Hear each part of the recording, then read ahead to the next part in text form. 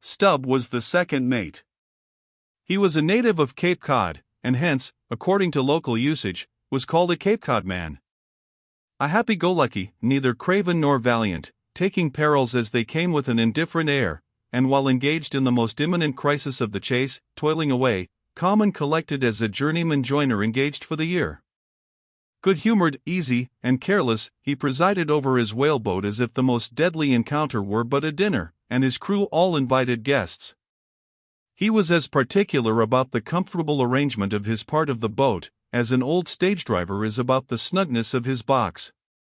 When close to the whale, in the very deathlock of the fight, he handled his unpitying lance coolly and offhandedly, as a whistling tinker his hammer.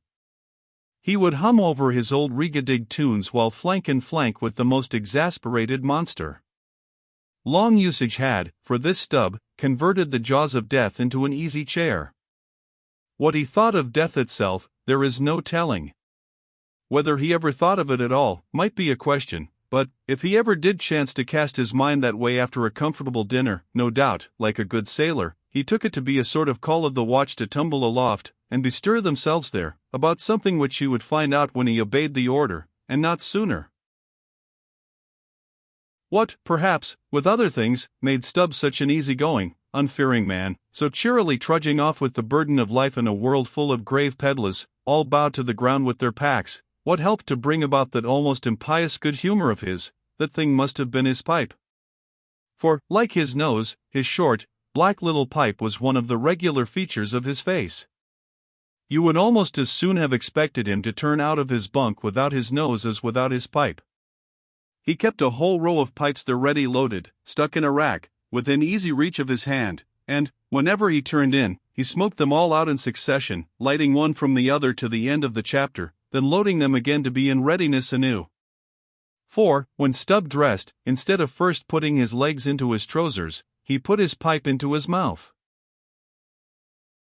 I say this continual smoking must have been one cause, at least, of his peculiar disposition, for everyone knows that this earthly air, whether ashore or afloat, is terribly infected with the nameless miseries of the numberless mortals who have died exhaling it, and as in time of the cholera, some people go about with a camphorated handkerchief to their mouths, so, likewise, against all mortal tribulations, Stubb's tobacco smoke might have operated as a sort of disinfecting agent.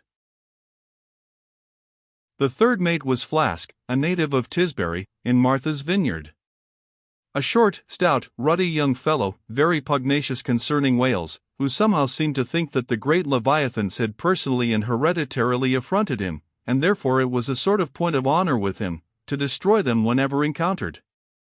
So utterly lost was he to all sense of reverence for the many marvels of their majestic bulk and mystic ways, and so dead to anything like an apprehension of any possible danger from encountering them, that in his poor opinion, the wondrous whale was but a species of magnified mouse, or at least water rat, requiring only a little circumvention and some small application of time and trouble in order to kill and boil.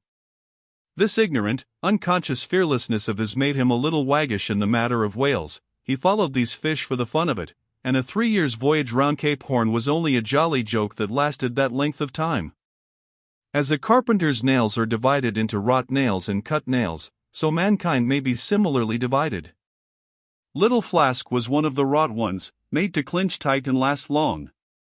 They called him Kingpost on board of the Pequod, because, in form, he could be well likened to the short, square timber known by that name in Arctic whalers, and which by the means of many radiating side timbers inserted into it, serves to brace the ship against the icy concussions of those battering seas.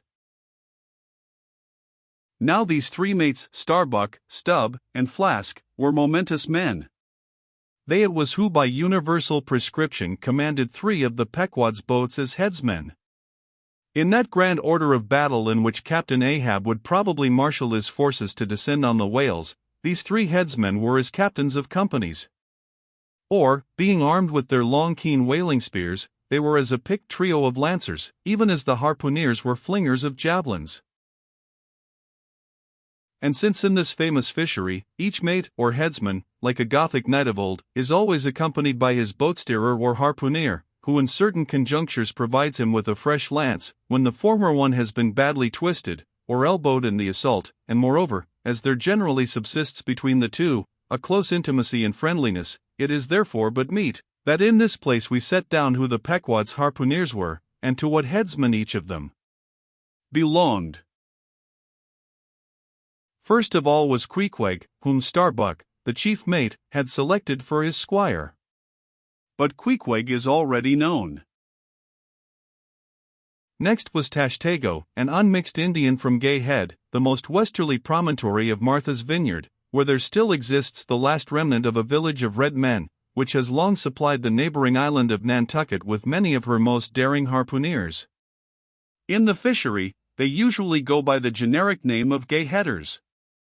Tashtego's long, lean, sable hair, his high cheekbones, and black rounding eyes, for an Indian, Oriental in their largeness, but Antarctic in their glittering expression, all this sufficiently proclaimed him an inheritor of the unvitiated blood of those proud warrior hunters, who, in quest of the great New England moose, had scoured, bow in hand, the aboriginal forests of the Maine. But no longer snuffing in the trail of the wild beasts of the woodland, Tashtego now hunted in the wake of the great whales of the sea, the unerring harpoon of the sun fitly replacing the infallible arrow of the sires. To look at the tawny brawn of his lithe snaky limbs, you would almost have credited the superstitions of some of the earlier Puritans, and half believed this wild Indian to be a son of the prince of the powers of the air. Tashtego was Stubb the second mate's squire. Third among the harpooneers was Daggoo, a gigantic, coal-black Negro savage, with a lion-like tread and a Ahasuerus to behold. Suspended from his ears were two golden hoops, so large that the sailors called them ringbolts, and would talk of securing the topsail halyards to them. In his youth Daggoo had voluntarily shipped on board of a whaler, lying in a lonely bay on his native coast. And never having been anywhere in the world but in Africa, Nantucket, and the pagan harbors most frequented by whalemen, and having now led for many years the bold life of the fishery in the ships of owners uncommonly heedful of what manner of men they shipped, Daggoo retained all his barbaric virtues, and erect as a giraffe, moved about the decks in all the pomp of 6'5" in his socks. There was a corporeal humility in looking up at him, and a white man standing before him seemed a white flag come to beg truce of a fortress. Curious to tell, this imperial Negro, Ahasuerus Daggoo, was the squire of Little Flask, who looked like a chessman beside him. As for the residue of the Pequod's company, be it said, that at the present day not 1 in 2 of the many thousand men before the mast employed in the American whale fishery are Americans born, though pretty nearly all the officers are. Herein it is the same with the American whale fishery as with the American Army and military and merchant navies, and the engineering forces employed in the construction of the American canals and railroads.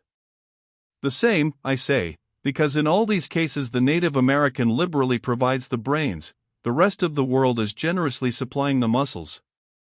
No small number of these whaling seamen belong to the Azores, where the outward-bound Nantucket whalers frequently touch to augment their crews from the hardy peasants of those rocky shores.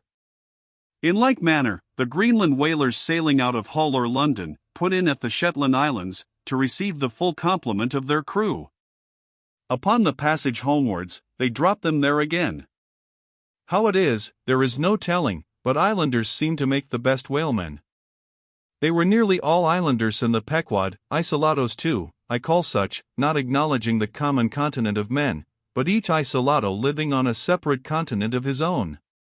Yet now, federated along one keel, what a set these isolados were! An Anacharsis Cluth's deputation from all the isles of the sea, and all the ends of the earth, accompanying old Ahab and the Pequod to lay the world's grievances before that bar from which not very many of them ever come back. Black little Pip, he never did, oh, no. He went before. Poor Alabama boy. On the grim Pequod's forecastle, ye shall ere long see him, beating his tambourine, prelusive of the eternal time, when sent for, to the great quarter-deck on high, he was bid strike in with angels, and beat his tambourine in glory, called a coward here, hail the hero there.